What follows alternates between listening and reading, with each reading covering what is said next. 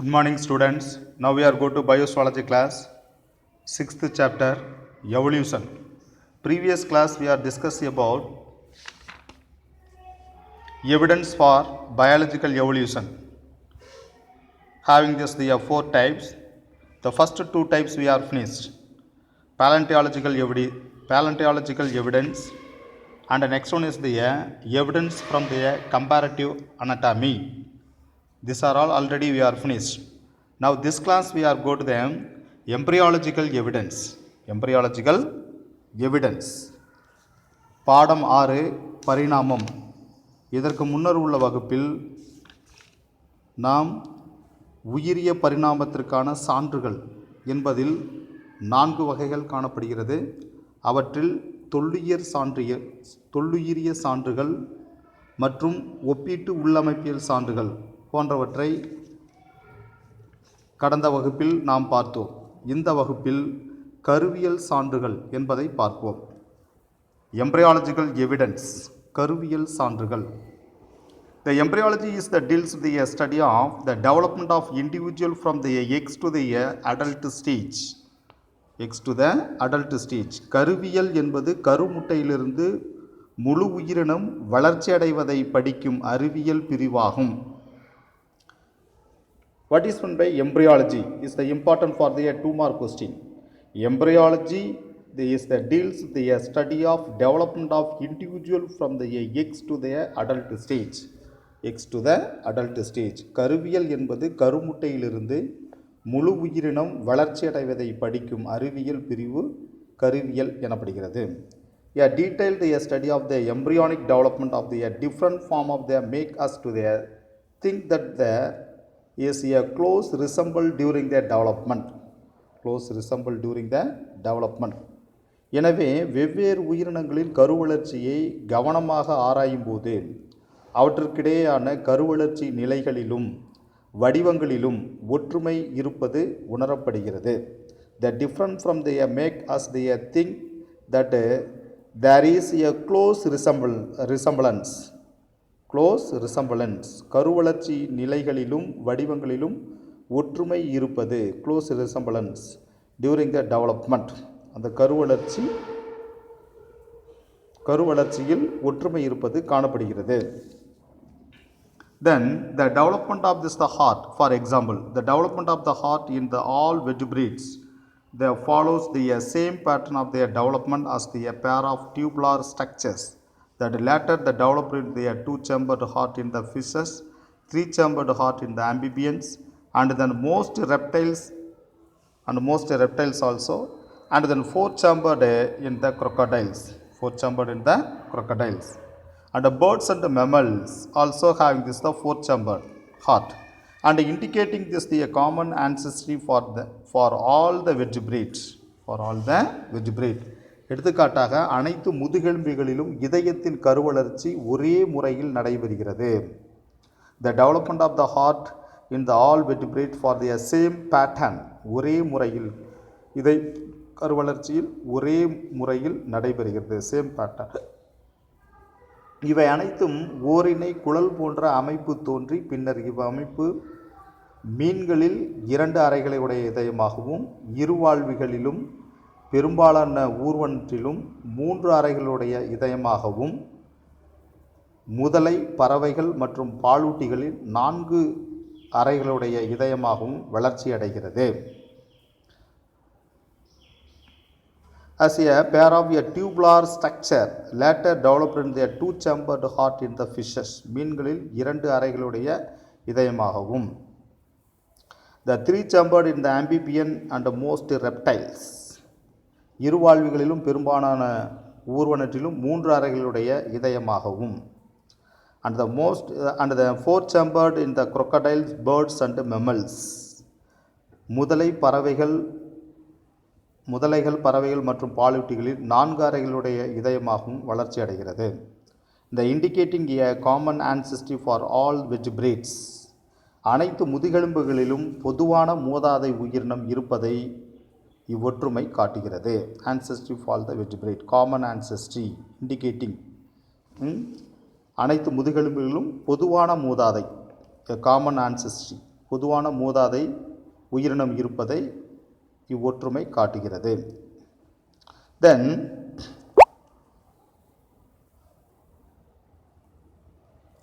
this is the diagrammatic position of this the embryological evidence. Embryological evidence. The first one is the fish, salamander, tortoise, chick, human. Fish mean salamander, tortoise ஆமை, chick கோழி, human மனிதன். So this is the embryological stages. Embryological stages. From this the initial stage to the last stage. ஆரம்ப நிலையிலிருந்து இறுதி நிலை வரை உள்ள கருவளர்ச்சியினுடைய நிலைகள். கருவளர்ச்சியினுடைய நிலைகள். This is the stages of the fish, embryonic stage. மீன்களினுடைய கருவளர்ச்சி. This is the embryonic stages of the salamander. இவை சலமாண்டனுடைய கருவளர்ச்சி. This is the embryonic stages of the tortoise. ஆமையினுடைய கருவளர்ச்சி. This is the embryonic stages of the chick. கோழியினுடைய கருவளர்ச்சி. Have the pharyngeal pouch. தொண்டைப்புற பைகள். Pharyngeal pouch having. Then this is the human embryological stage. மனிதனுடைய கருவளர்ச்சி நிலை. Having this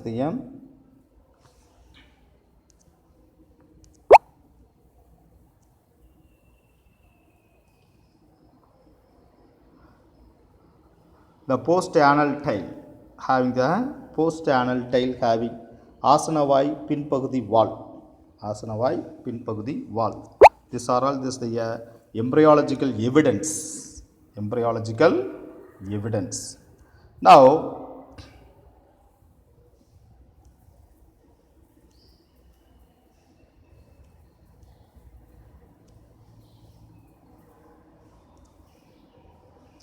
hence the scientists in this the 19th century concluded that the higher animals during the embryonic development pass through the stages of lower animals ancestor. Lower animal ancestor. அதாவது இதனால் 19ஆம் நூற்றாண்டைச் சேர்ந்த அறிவியல் அறிஞர்கள் உயர்நிலை விலங்குகள் தமது கருவளர்ச்சியின் போது கீழ்நிலைகளை கடப்பதாக கருதினர். கீழ்நிலைகளை கடப்பதாக கருதினர். Hence the scientists in the 19th century conclude that higher animals during the embryonic development pass through stages of lower animal ancestor. அதாவது உயர்நிலை விலங்குகள் தமது கருவளர்ச்சியின் போது கீழ்நிலை விலங்குகளின் மூதாதையர்களை கருவளர்ச்சி நிலையை கடப்பதாக கருதினர். Whom the Ernest von Haeckel propounded this biogenetic law or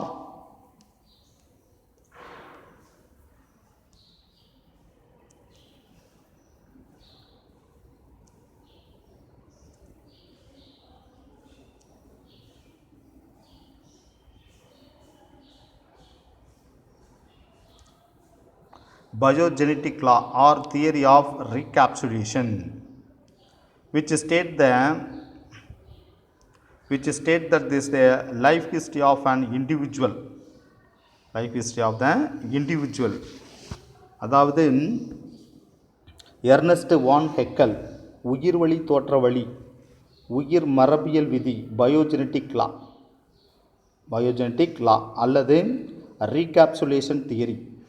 the theory of ரீகேப்சுலேஷன் தொகுத்துரை கோட்பாடு. ரீகேப்சுலேஷன் தியரி ஆஃப் ரீகேப்சுலேஷன்னா தொகுத்துரை கோட்பாடு ஆகியவற்றை உருவாக்கினர். Then which states of the history of this the individual ontogeny briefly repeats and recapitulates the evolutionary history of the race the phylogeny. இதன்படி ஒரு தனி உயிரினத்தின் வாழ்க்கை சுழற்சி தனி உயிரி வளர்ச்சி ஆண்டோஜெனினா தனி உயிரி வளர்ச்சி அவ்வுயிரினுடைய இன வரலாற்றை தொகுத்துரைக்கிறது. பைலோஜெனினா இன வரலாற்றை தொகுத்துரைக்கிறது. What is the differentiate between this the ontogeny and phylogeny? The ontogeny is the briefly repeat the ontogeny means with the state the life history of the individual is known as the ontogeny. அதாவது ஆண்டோஜெனி என்பது தனி உயிரி வளர்ச்சி. இதன்படி தனி உயிரினத்தினுடைய வாழ்க்கை சுழற்சியை அறிவது ஆண்டோஜெனி. Then what is meant by phylogeny? The briefly repeats the recapitulates the evolutionary history of the race. Evolutionary history of the race, that is called as the phylogeny. அதாவது phylogeny என்பது இனவரலாறு அவ்வுயிரினுடைய இன வரலாற்றை தொகுத்துரைக்கிறது. இவை phylogeny எனப்படுகிறது. This is the main importance of this. Then in other words, ontogeny recapitulates phylogeny. Ontogeny recapitulates phylogeny. When the ontogeny and the recapitulates is combined, that is called as the ontogeny recapitulates phylogeny. When the ontogeny and phylogeny have the combined is known as the ontogeny recapitulates phylogeny. இவை இரண்டும் இதனை தனி உயிரினத்தின் கருவளர்ச்சி அதன் இன வரலாற்றை தொகுக்கிறது. தனி உயிரினத்தின் கருவளர்ச்சி அதன் இன வரலாற்றை தொகுக்கிறது. The embryonic stages of this the higher animals resemble the adult stage of its the ancestor. அதாவது உயர்நிலை விலங்குகளினுடைய கருவளர்ச்சி நிலைகள் அதன் மூதாதை விலங்குகளின் முதிர் உயிரியை போன்று உள்ளன.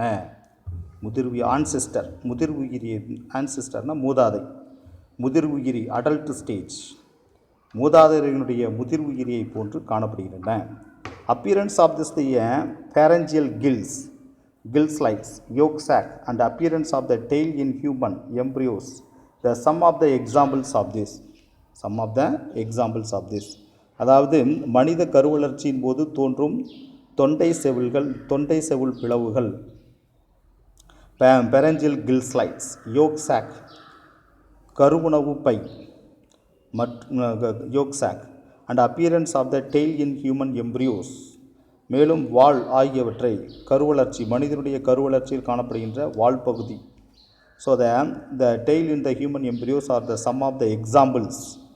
ஆகியவை இவற்றிற்கு எடுத்துக்காட்டுகள் ஆகும். Then this the biogenetic law is not a universal and it's now through this the animal do not recapitulate the adult stage any ancestor. உயிர் மரபியல் விதி அனைத்து உயிரினங்களுக்கும் பொருந்துவது இல்லை.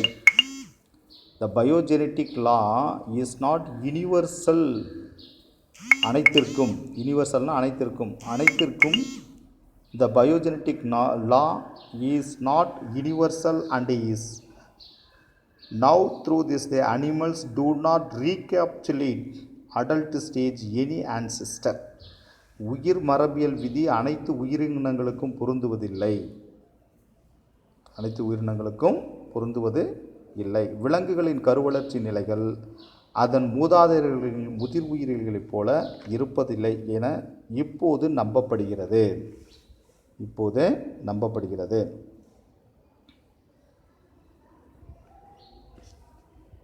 So the biogenetic law is not universal.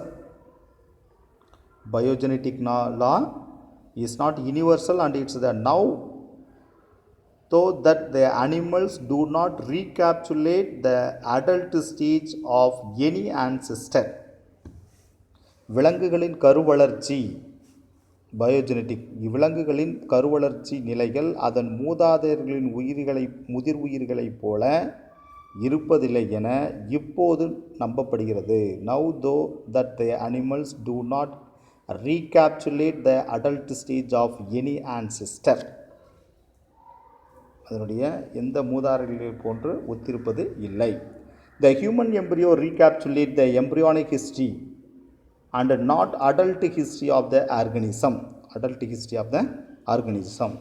மனித கருவளர்ச்சியின் போது மூதாதை விலங்குகளின் கருவளர்ச்சி நிலைகளை மட்டுமே காட்டுகின்றன தவிர அவை முதிர் உயிரியை போன்றிருப்பது இல்லை. The human embryo is the recapitulate the embryo history and not adult history of the organism. at adult history of the organism.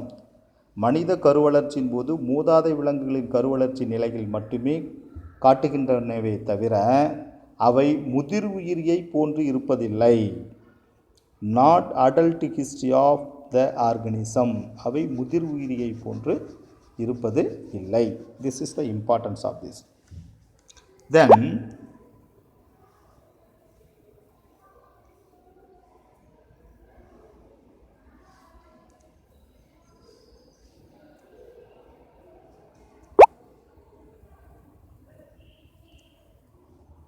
the comparative study of the embryo of the different animals shows their structural similarity among themselves. பல்வேறு உயிரினங்களின் கருத்துக்களுக்கிடையேயான ஒப்பீட்டு ஆய்வு அவற்றின் அமைப்பில் உள்ள ஒற்றுமையை காட்டுகின்றன. ஒற்றுமை சிமிலாரிட்டி அவற்றுடைய ஒற்றுமையை காட்டுகின்றன. The embryo of the fish, salamander, tortoise, chick, human start life they are single human start life as a single cell. The zygote undergo the cleavage to produce the blastula, change to the gastrula and triploplastic. அதாவது பல்வேறு உயிரினங்களின் கருக்களுக்கிடையே ஒப்பீட்டு ஆய்வு அவற்றின் அமைப்பில் உள்ள ஒற்றுமையை காட்டுகின்றன. The comparative study of embryo, the different animals shows their structural similarities, ஒற்றுமையை காட்டுகின்றன. among themselves, அவற்றுக்கிடையேயான ஒற்றுமையை காட்டுகின்றன. The embryo of the fish, salamander, tortoise, chick and human, அவைகளிடையே மீன், சலமாண்டர், ஆமை, டாட்டாய்ஸ் ஆமை, சிக் கோழி மற்றும் ஹியூமன் மனிதன் ஆகியவற்றைய கருக்களை ஒற்றைச்செல்லான கருமுட்டையில் துவங்கி the start life as a single cell zygote, ஒற்றைச்செல்லான கருமுட்டையில் துவங்கி then blastula பிளத்தல் முறையில் then change to the gastrula and are the triploplastic, பிளத்தல் முறையில் பல்கி பெருகி gastrula change to the gastrula பல்கி பெருகி பின்பு கருக்கோளமாகி பின்பு மூவடுக்கு கருக்கோளமாக மாற்றமடைகிறது. The blastula is they are produced multiplied then get they are changed to the gastrula, கருக்கோளமாக gastrula கருக்கோளமாகிறது. Bin then after that it changed to this they are triploplastic, மூவடுக்கு கருக்கோளமாக மாற்றமடைகிறது. This they indicate that all the above this said the animal have this they evolved from this the common ancestor. மேற்கூறிய இப்பண்பு அனைத்து விலங்குகளுக்கும் பொதுவான மூதாதையர்களிடமிருந்து தோன்றியிருப்பதையே காட்டுகிறது. as a common ancestor, evolved தோன்றியிருத்தல், பொதுவான மூதாதையர்களிடமிருந்து தோன்றியிருப்பதை காட்டுகிறது. This is the third one of this, that is called as the embryological evidence, கருவியல் சான்றுகள் எனப்படுகிறது. Then fourth one is known as the molecular evidence. Fourth one is known as the molecular evidence.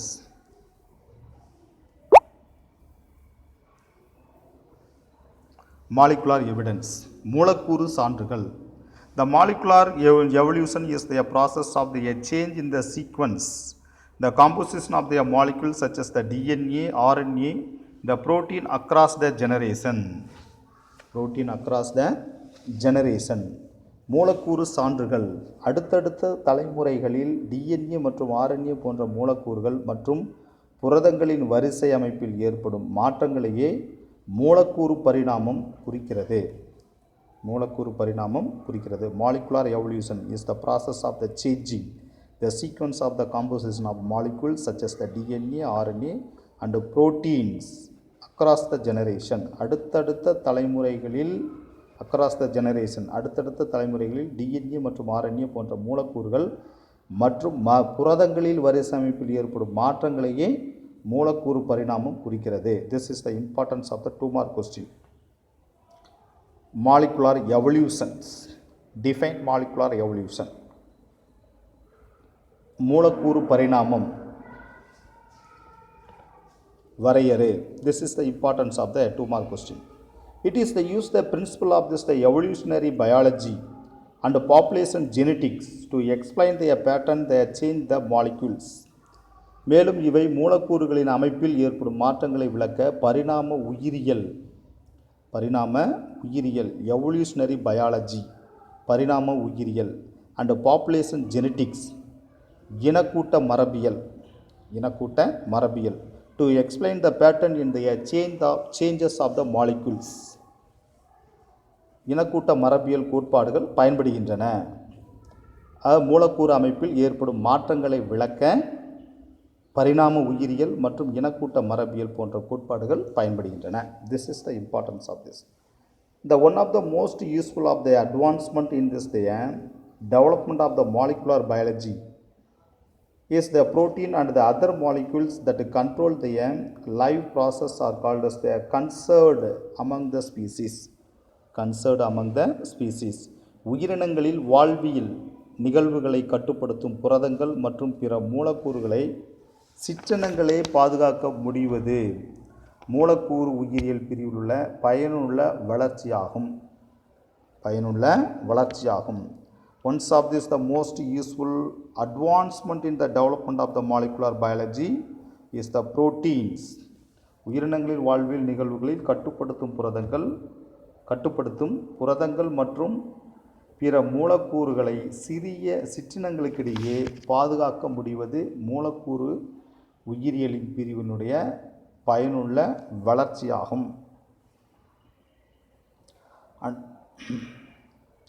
The one of the most useful advancement in the development of molecular biology is the protein and other molecules that control life, the process of the conserved among the species.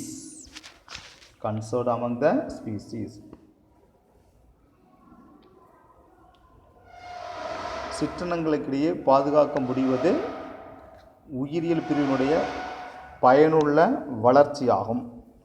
Useful advancement development பயனுள்ள வளர்ச்சியாகும். A slight change that they occurs over time. In this they converted the molecules DNA, RNA and protein are often called as the molecular clock. This is very important for the 2-mark question. What is meant by molecular clock? அதாவது இம்மூலக்கூறுகளில் பாதுகாக்கப்பட்ட இந்த மூலக்கூறுகளில் DNA, RNA மற்றும் புரதங்கள் இவை பாதுகாக்கப்பட்ட மூலக்கூறுகள் DNA, RNA, புரதங்கள் காலப்போக்கில் ஏற்படும் சிறிய மாற்றம் மூலக்கூறு கடிகாரம் என்று அழைக்கப்படுகிறது. What is meant by molecular clock? மூலக்கூறு கடிகாரம் என்றால் என்ன? This is important for the 2-mark questions. A slight change occur over time in this year conserved the molecules. பாதுகாக்கப்பட்ட மூலக்கூறுகளில் மாற்றம், அதாவது டிஎன்ஏ, ஆர்என்ஏ, புரோட்டீன் இவற்றில் ஏற்படும் மாற்றம், சிறிய மாற்றம், காலப்போக்கில் ஏற்படக்கூடிய சிறிய மாற்றம், that is called as the molecular clock. இவற்றை நாம் மூலக்கூறு கடிகாரம் என்று அழைக்கப்படுகிறோம். Then the molecules that have this been used to a study of evolution, cytochrome, respiratory pathway and the rRNA protein synthesis. இவ்வாய்வுகளில் பயன்படுத்தப்படும் மூலக்கூறுகள் சைட்டோக்ரோம் சி சுவாச பாதை,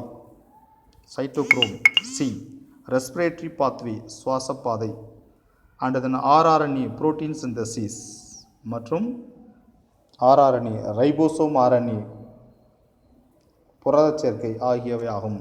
இவ்வாய்வுகளில் பயன்படுத்தப்படும் பரிணாமம் குறித்த ஆய்வுகளில் பயன்படுத்தப்படும் மூலக்கூறுகள். The use them molecules that have been used to study to evolution. பரிணாமம் மூலக்கூறுகளில் பயன்படுத்தப்படும் ஆய்வுகளில் பயன்படுத்தப்படும் மூலக்கூறுகள். One is the cytochrome C respiratory pathway, another one is the rRNA protein synthesis. Cytochrome C சுவாச வழிப்பாதை மற்றும் ரைபோசோம் RNA புரத சேர்க்கை. This are all. Then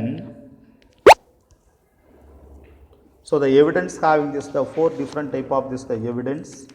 What are the evidence of this? Biological evidence, biological evolutions having this the 4 evidence. One is having this the paleontological evidence. Then second one is the comparative anatomy. Then third one is known as the embryological evidence. Then fourth one is the molecular evidence. These are all the evidence for them evidence for the biological evolution. Biological evolutions. அதாவது உயிரின பரிணாமத்திற்கான சான்றுகள் 4 வகைப்படுகின்றன. அவை தொல்லுயிர் சான்றுகள், paleontological evidence, then ஒப்பீட்டு உள்ளமைப்பியல், comparative anatomy, evidence from the comparative anatomy, then third one is this embryological evidence, கருவியல் சான்றுகள், then fourth one is molecular evidence, மூலக்கூறு சான்றுகள். இவைகள் உயிரின பரிணாமத்திற்கான சான்றுகள் ஆகும். உயிரின பரிணாமத்திற்கான சான்றுகள் ஆகும். The next go to the next topic.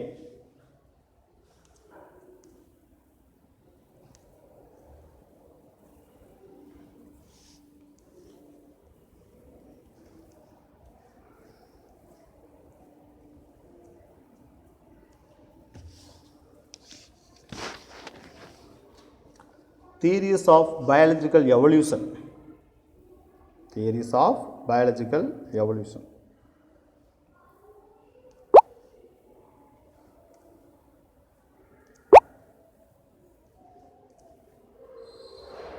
Theories of biological evolution. உயிரிய பரிணாம கோட்பாடுகள். The first one is the Lamarck's theory.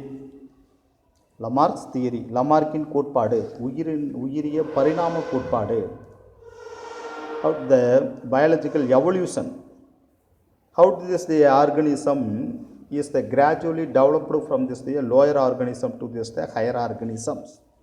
அது உயிரினங்கள் எவ்வாறு சிறிய உயிரினங்களிலிருந்து கீழ்மட்ட உயிரினங்களிலிருந்து மேல்மட்ட உயிரினங்களுக்கு எவ்வாறு பரிணமித்தது. So having this there several theories of this.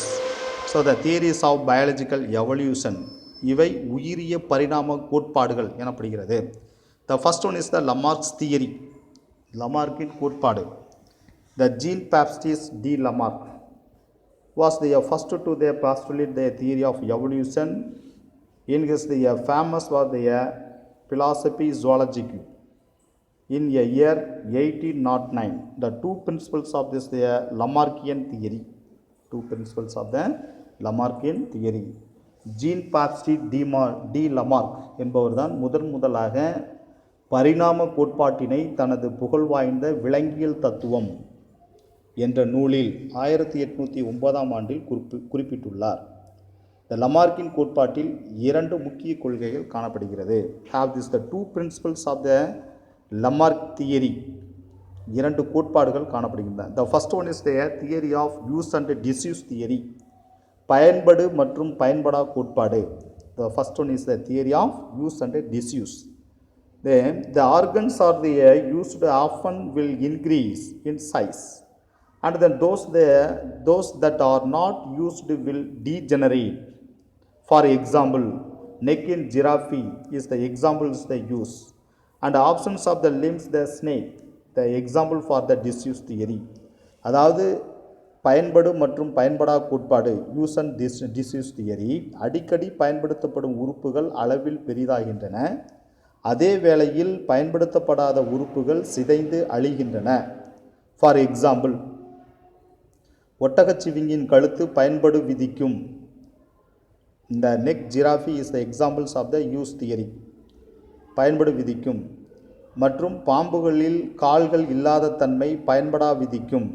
The absence of the limbs the snake is the example for the disuse theory. பயன்படா விதிக்கும் எடுத்துக்காட்டாகும். Then second one is the theory of inheritance of acquired character. Theory of inheritance of acquired character. பெறப்பட்ட பண்புகள் மரபு கடத்தல் கோட்பாடு. பெறப்பட்ட பண்புகள் மரபு கடத்தல் கோட்பாடு. அதாவது ஒரு உயிரினத்தின் வாழ்நாளின் போது உருவாக்கப்படும் பண்புகள் பெறப்பட்ட பண்புகள் எனப்படுகிறது. The characters or their development during the lifetime of an organism is called as the acquired character, and these are then the inherited. ஒரு உயிரினத்தின் வாழ்நாளின் போது உருவாக்கப்படும் பண்புகள், the character that are developed during the lifetime வாழ்நாளின் போது of an organism are called acquired character. வாழ்நாளின் போது ஒரு உயிரினத்தின் வாழ்நாளின் போது உருவாக்கப்படும் பண்புகள் பெறப்பட்ட பண்புகள் அக்யூர்டு கேரக்டர்ஸ் எனப்படுகிறது. And these are then the inherited பண்புகள் அடுத்த தலைமுறைக்கு கடத்தப்படுகின்றன. இன்ஹெரிட்டட் கடத்தப்படுகின்றன. This is the importance of this. Then the main objection to this the Lamarckism. லமார்க்கின் கோட்பாட்டிற்கான எதிர்கருத்துகள். அப்ஜெக்ஷன் எதிர்கருத்துக்கள். The Lamarck's theory, the acute character, was disproved by the August Weismann, who they conduct the experiment on the mice for the mice. August Weismann என்பவர் லமார்க்கின் பெற்ற பண்புகள் கடத்தப்படுதல் கோட்பாட்டினை தவறென்று நிரூபித்தார். The Lamarck's theory, the acute characters, was disproved தவறு, by the தவறு என்று நிரூபித்தார். யாரு? August Weismann. disproved by this August Weismann. The August Weismann, who conduct the experiment on the mice for their 20 generation by cutting the tails and breeding them. All mice they born will with a tail. Born with a tail. அதாவது இவர் August Weismann லமார்க்கினுடைய பெற்ற பண்புகள் கடத்தப்படுதல் கோட்பாட்டினை தவறென்று நிரூபித்தார். அதற்காக ஒரு சோதனையை மேற்கொண்டார். தனது சோதனையில் தொடர்ந்து 20 தலைமுறைகளாக சுண்டெலிகளினுடைய வாலினை துண்டித்தார். பின்னர் இனப்பெருக்கத்தில் ஈடுபடுத்தினார். பிரீடிங் இனப்பெருக்கத்தில் ஈடுபடுத்தினார். முடிவில் அனைத்து சுண்டெலிகளுக்கும் முழுமையான வாளுடனே பிறந்தன. All mice born will with tail. அனைத்து சுண்டெலிகளும் முழுமையான வாளுடன் பிறந்தன. The Weismann proved this is the germplasm theory that change in this the somatoplasm will not be transferred to the next generation, but a change in the germplasm will be inherited. இதிலிருந்து அதனுடைய முடிவில் உடல் செல்களில் ஏற்படும் மாற்றம் அடுத்த தலைமுறைக்கு கடத்தப்படாது. The change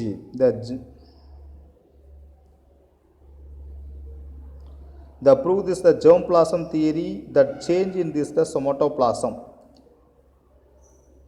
Change in the somatoplasm. இனப்பெருக்க செல்களிலிருந்து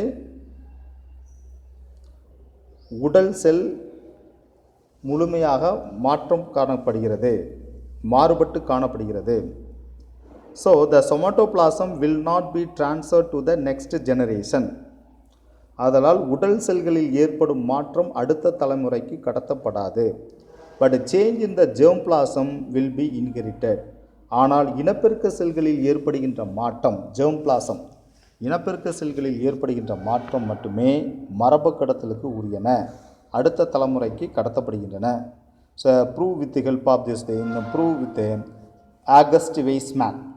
இவற்றை நிரூபித்தவர் August Weismann. Then next we come to this the neo-Lamarckism. After the Lamarckism is come to the neo-Lamarckism. புதிய லமார்க்கிசம். நியோ-லமார்க்கிசம்னா புதிய லமார்க்கிசம். லமார்க்கிசத்திற்கு பிறகு வந்தது புதிய லமார்க்கிசம்.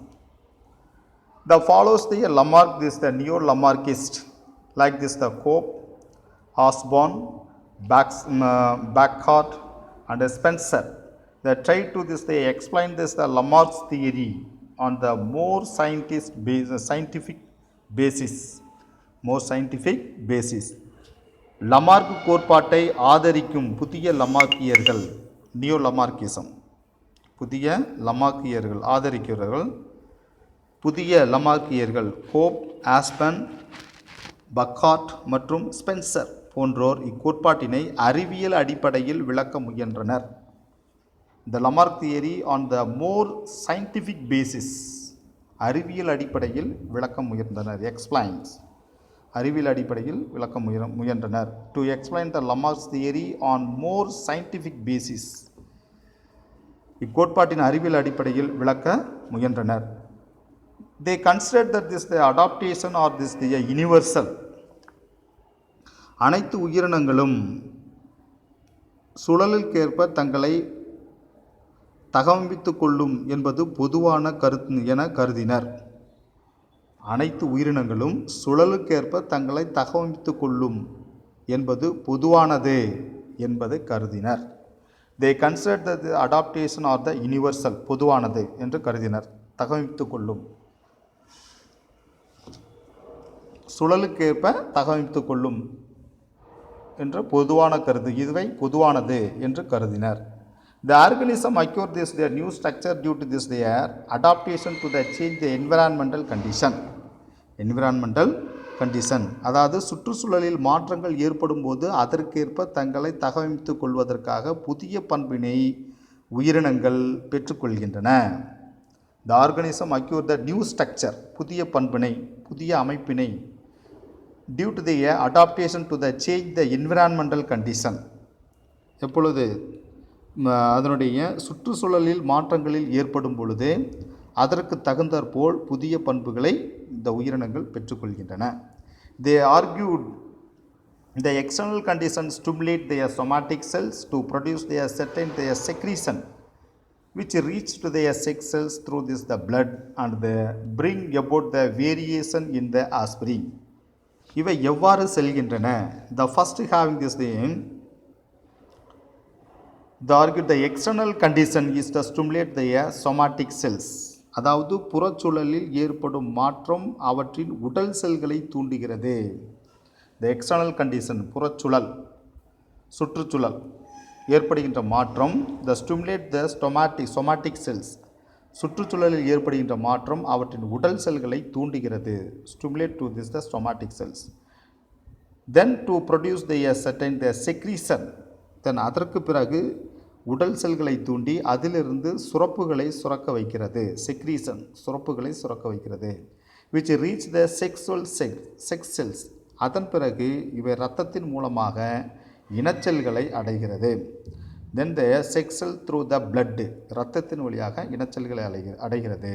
And bring about the variation in the offspring, then இனச்செல்களை அடைந்து இரத்தத்தின் மூலமாக இனச்செல்களை அடைந்து பின்பு அடுத்த செய் உயிரினங்களில் மாற்றங்களை ஏற்படுத்துகிறது. அடுத்த செய் உயிரினங்களில் மாற்றங்களை ஏற்படுகிறது. This is the importance of this the neo Lamarckism, concept of the neo Lamarckism. இவை புதிய லமார்க்கியத்தினுடைய முக்கியத்துவமாகும். தென்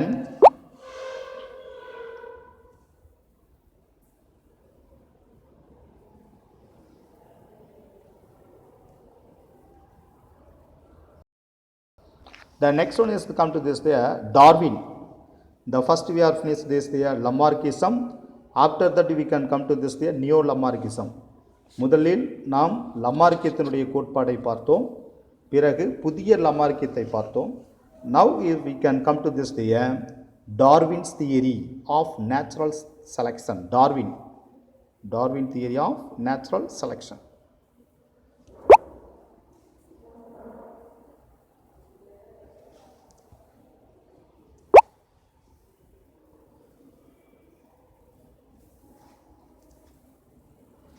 Darwin theory of natural selection.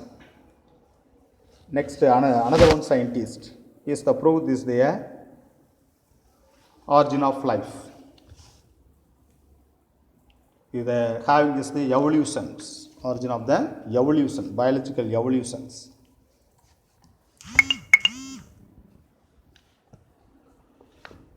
டார்வினின் இயற்கை தேர்வு கோட்பாடு.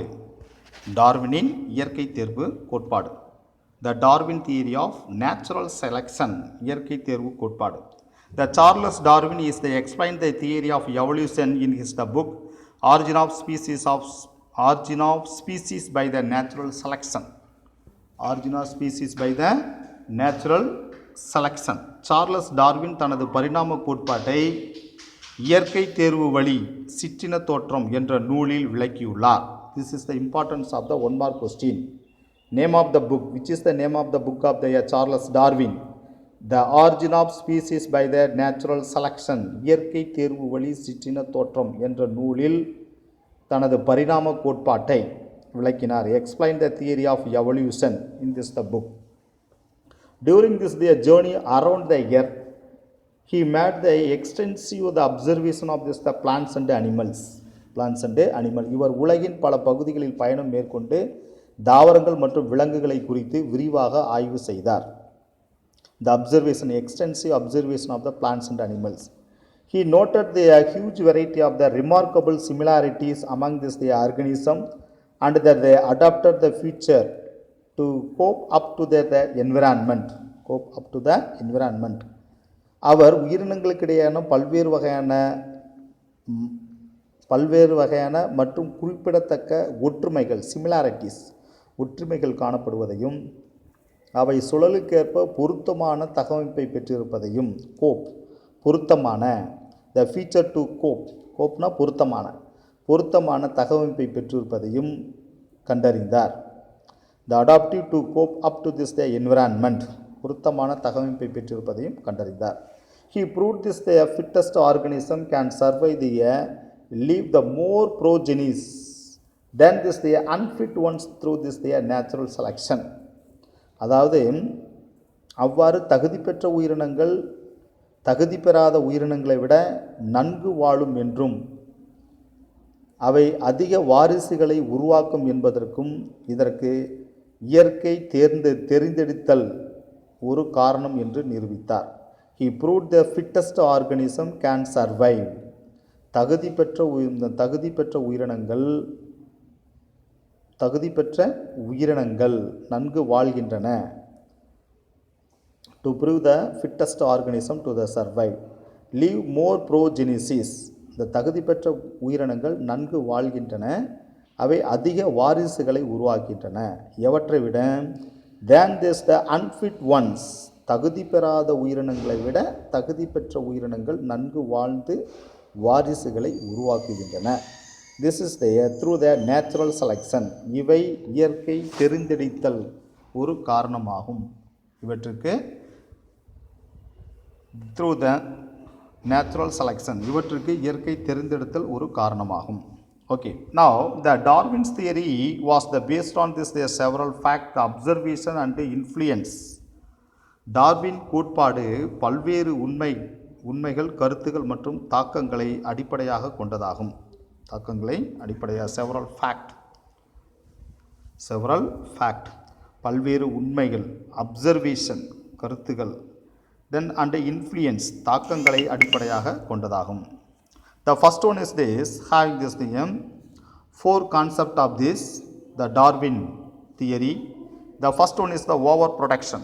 அதாவது டார்வின் கோட்பாட்டில் நான்கு அடிப்படையான பண்புகள் காணப்படுகிறது. First one is this, the over production or the productively of the production. Over production, prodigality of the production, அதாவது மிகை இனப்பெருக்கம் அல்லது அளவற்ற பிறப்பித்தல் திறன். The first concept of the Darwin theory.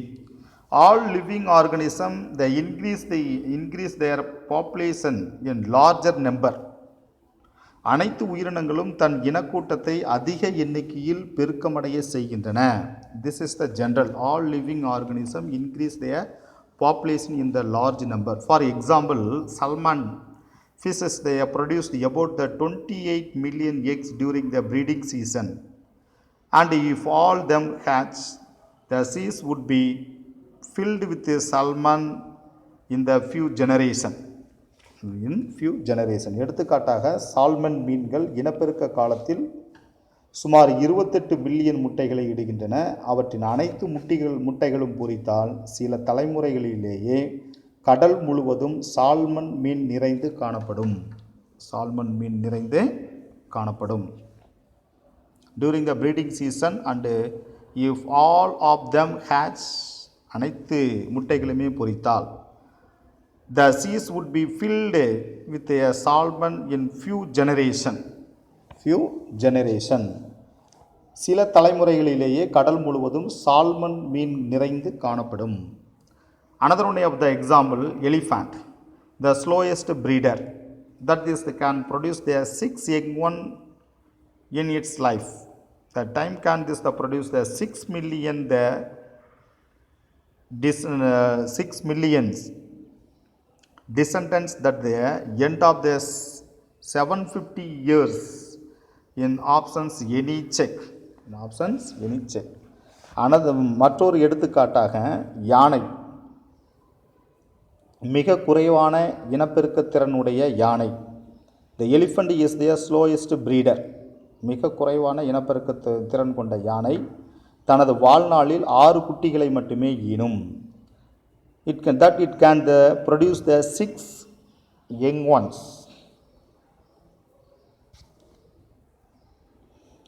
The 6 young ones in its the lifetime. 6 young ones in its lifetime. தனது வாழ்நாளில் 6 குட்டிகளை மட்டுமே ஈனும். தடையேதும் ஏற்படாத நிலையில் ஏறத்தாழ 750 ஆண்டுகளில் 6 மில்லியன் வாரிசுகளை யானை உருவாக்கியிருக்கக்கூடும்.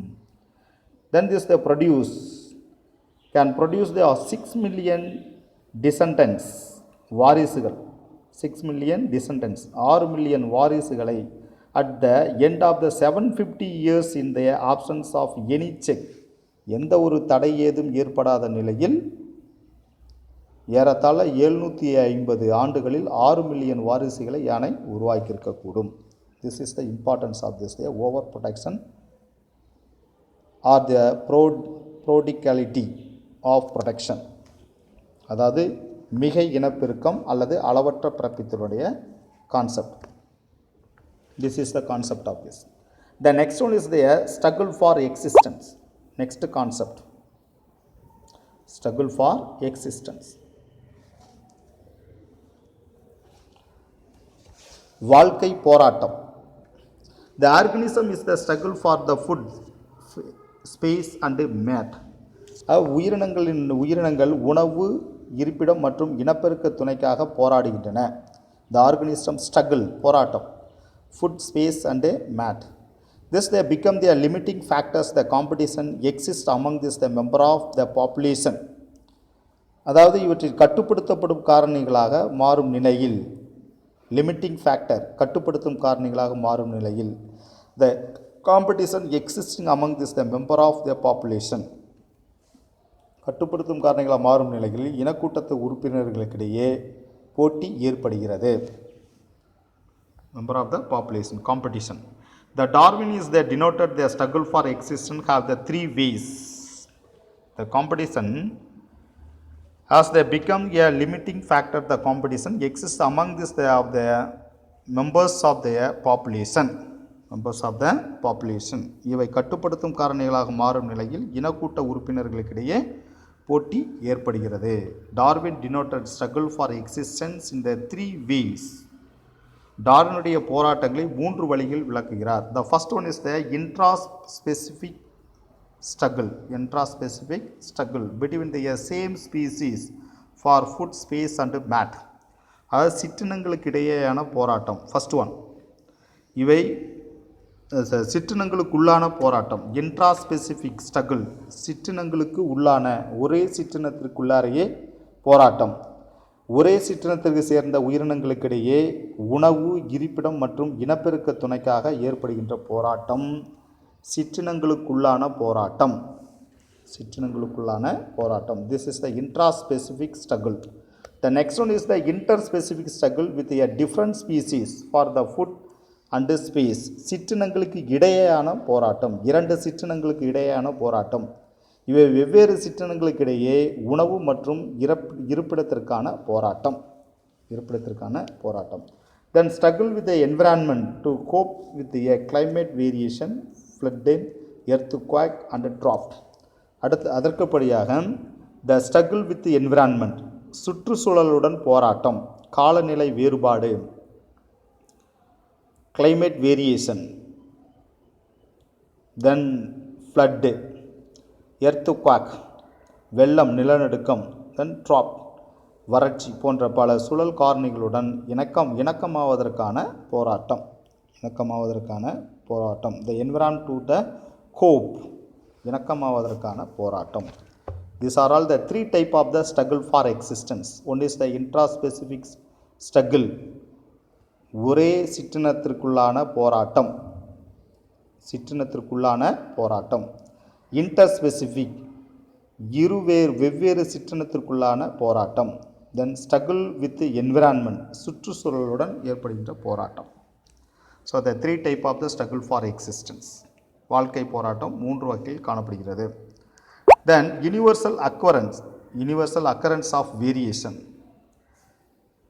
Next concept of this, மாறுபாடுகள் தோன்றுதல். No two individuals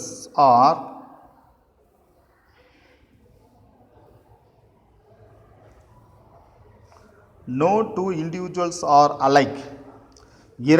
எந்த இரண்டு உயிரினங்களும் ஒன்று போல் இருப்பது இல்லை. No two individuals are alike. எந்த இரண்டு உயிரினங்களும் ஒன்று போல் இருப்பது இல்லை. There are the variation even the identical twins. அதாவது உருவம் மொத்த இரட்டையர்களிடையே கூட வேறுபாடுகள் காணப்படுகின்றன. There are the variation, வேறுபாடுகள். Even the identical twins, உருவம் மொத்த இரட்டையர்களிடையே கூட வேறுபாடுகள் காணப்படுகின்றன. Even the children born of the same pattern, the different colors, height, behavior, etc. அதாவது ஒரே பெற்றோருக்கு பிறக்கும் குழந்தைகள் கூட நிறம், உயரம், பழக்க வழக்கங்கள் போன்ற பண்புகளால் வேறுபட்டுள்ளனர். Even the children born of the same parents, the different in color, height, behavior. ஒரே பெற்றோருக்கு பிறக்கும் குழந்தைகள் கூட நிறம், உயரம், பழக்க வழக்கங்கள் போன்ற பண்புகளால் வேறுபட்டுள்ளனர், etc. The useful variation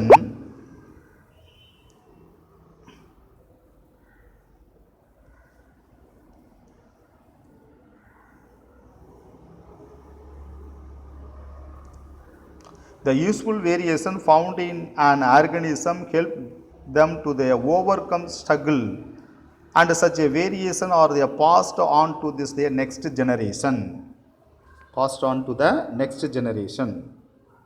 அதாவது விலங்குகளில் தோன்றும் பயனுள்ள மாறுபாடுகள் அவற்றை அவதிகளிலிருந்து மீட்க உதவுகின்றன. அப்பண்புகள் அடுத்த தலைமுறைக்கு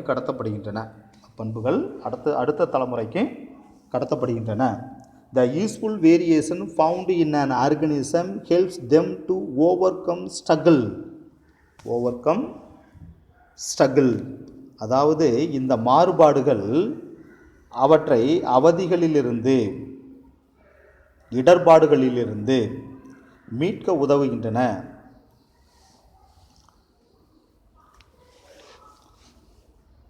ஏதாவது முக்கியமான சூழல்களில், இடர்பாடுகளில்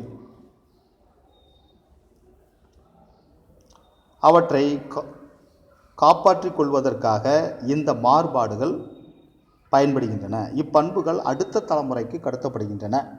The overcome the struggle and variation pass on to the next generation. இவை அடுத்த தலைமுறைக்கு கடத்தப்படுகின்றன. Okay, the next one is the origin of species by the natural selection. இயற்கை தேர்வு வழி சிற்றின தோற்றம். According to the Darwin, the nature is the most powerful selective force. Darwin கூற்றுப்படி இயற்கையே மிகச்சிறந்த தேர்ந்தெடுக்கும் சக்தியாகும்.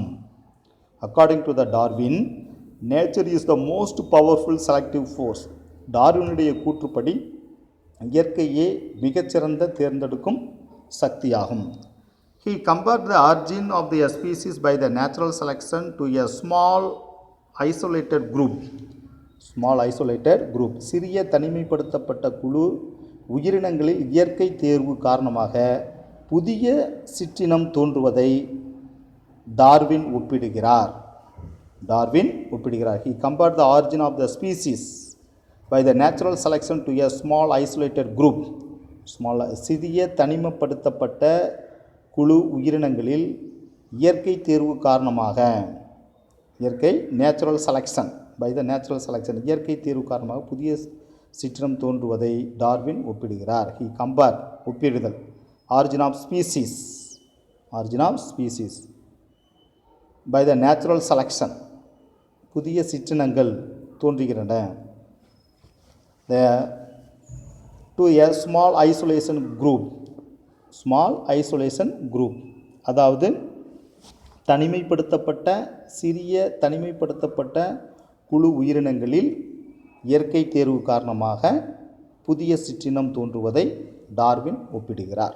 ஓகே, ஐசோலேட்டட் குரூப்னா தனிமைப்படுத்தப்பட்ட குழு. The Darwinists believed that this the struggle for existence the result in this the survival of fittest. Survival of the fittest. அதாவது வாழ்வதற்கான போராட்டமே தகுதி வாய்ந்த உயிரினங்கள் தப்பி பிழைப்பதற்கான காரணம் என்று அவர் கருதினார். வாழ்க்கை போராட்டம் தகுதி வாய்ந்த உயிரினங்கள் தப்பி பிழைப்பதற்கான காரணங்கள் என்று அவர் நம்பினார். யார்? Darwin. The Darwin believed this the struggle for existence, வாழ்க்கை போராட்டமே, the result in the survival of the fittest, அவையே வாழ்க்கை போராட்டமே தகுதி வாய்ந்து தப்பி பிழைப்பதற்கான காரணம் என்று நம்பினார். such as the organism become this the better adapted to the change the environment. அவ்வுயிரினங்கள் மாறுபட்ட சூழ்நிலைக்கு ஏற்ப வாழ தன்மை தகவமைத்துக் கொள்கின்றன. மாறுபட்ட சூழ்நிலைக்கு வாழ தகுதியாகின்றன. அதுக்கு தகுந்தது போல் தகவமைத்துக் கொள்கின்றன. This is the concept of this. Then the objection of this the Darwinism. டார்வினுடைய கருத்துக்களுக்கு எதிர்கருத்துக்கள். What are the objection to the Darwinism? டார்வினத்திற்கான எதிர்கருத்துக்கள், அவருடைய கருத்துக்கான எதிர்கருத்துக்கள் யாவை?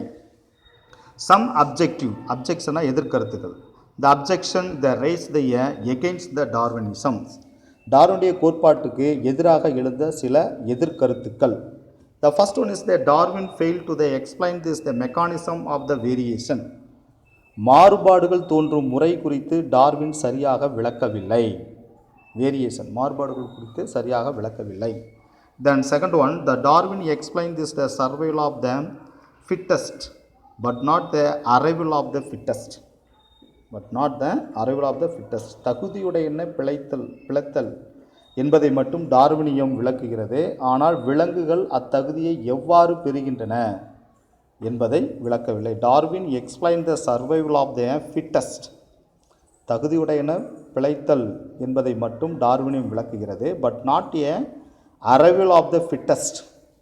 ஆனால் அந்த விலங்குகள் அத்தகுதியை எவ்வாறு பெறுகின்றன என்பதை விளக்கவில்லை. Then third one is that he focused on the small fluctuation variation that are mostly non-heritable. பெரும்பாலும் அடுத்த தலைமுறைக்கு கடத்தப்படாத சிறு மாறுபாடுகளை மட்டுமே டார்வின் கவனத்தில் கொண்டார். He focused a small fluctuation. கடத்தப்படாத சிறு மாறுபாடுகளை மட்டுமே, small fluctuation மாறுபாடுகளை மட்டுமே,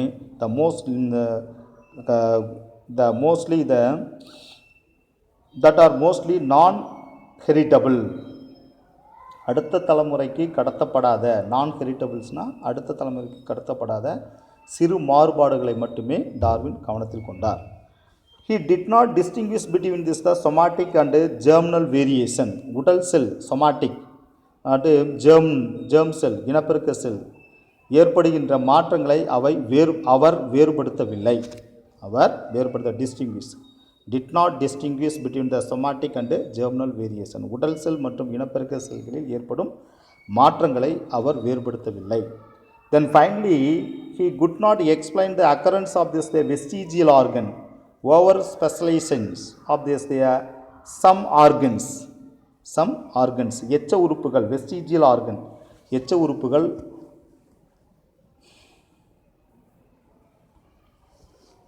He could not explain the occurrence of a vestigial organ and over specialization.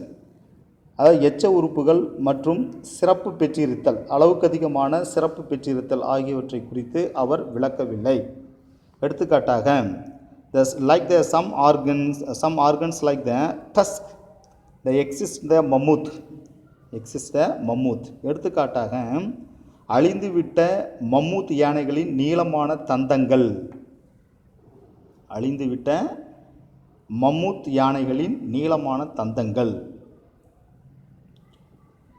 the large tusk in the extinct அழிந்து விட்ட மம்மூத்,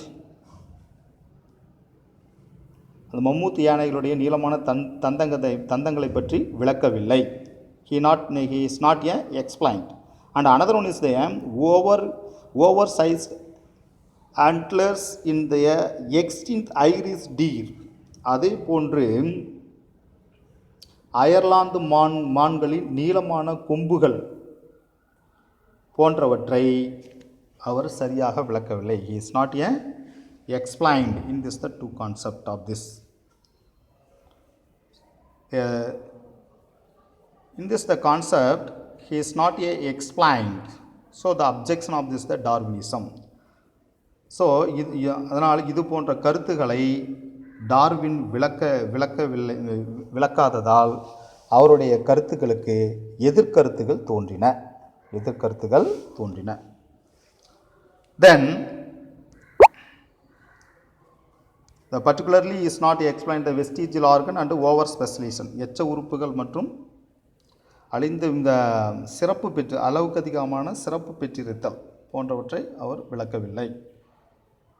examples: large tusk in the extinct mammoth, over specialized antlers in the extinct Irish deer. எடுத்துக்காட்டாக மம்மூத் யானைகளின் நீளமான தந்தங்கள் மற்றும் Ireland மான்களின் நீளமான கொம்புகள் போன்றவற்றை அவர் விளக்கவில்லை. Is not explained. The next one, go to this neo-Darwinism. Next one is the neo-Darwinism.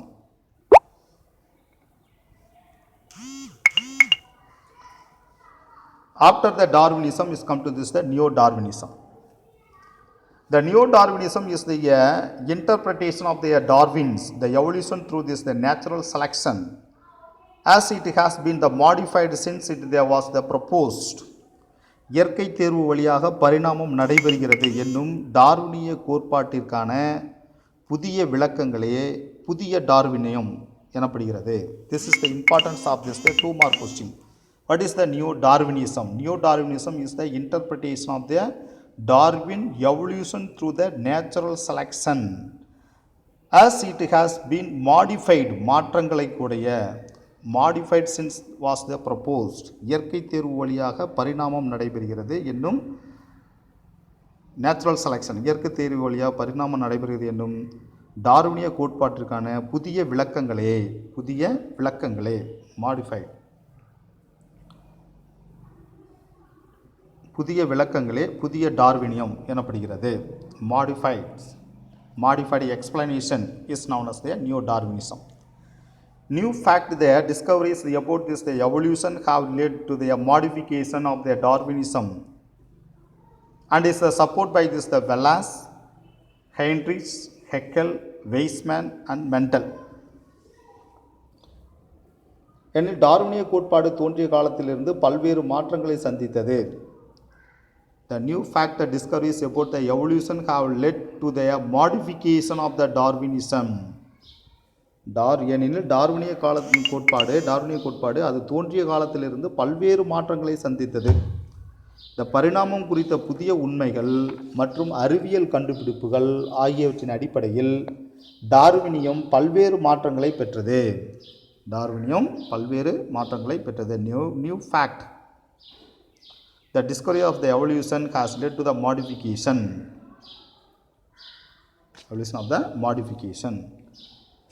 பல்வேறு மாற்றங்களை பெற்றது. மேலும் வல்லாஸ், ஹென்ரிச், ஹெக்கல், வெய்ஸ்மேன் மற்றும் மெண்டல் ஆகியோர் இக்கோட்பாட்டினை ஆதரித்தனர்.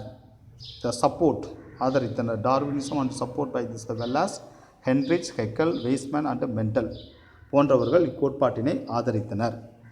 This theory is the empires they change this the frequency of the generation in the population arise due to the mutation, variation, isolation and natural selection. இக்கோட்பாட்டினை ஆதரித்த திடீர் மாற்றம், மாறுபாடுகள், changes in this திடீர் மாற்றம், mutation திடீர் மாற்றம், தென் வேரியேஷன் மாறுபாடுகள், isolation தனிமைப்படுத்துதல், இயற்கை தேர்வு நேச்சுரல் செலெக்ஷன் போன்ற காரணமாக ஒரு இனக்கூட்டத்தின் மரபணு நிகழ்வெண்களில் ஏற்படும் மாறுபாடுகளை இக்கோட்பாடு விளக்குகிறது. இக்கோட்பாடுகள் விளக்குகிறது. This they empires their change in this their frequency. ஒரு இனக்கூட்டத்தின் மரபணு நிகழ்வெண்களில், ஃப்ரீக்வன்சினா நிகழ்வெண்களில் ஏற்படுகின்ற மாறுபாடுகளை இக்கோட்பாடு விளக்குகிறது. கோட்பாடுகள் விளக்குகிறது. So in this the concept have this the finish. The next class we can go to the next topic. Thank you.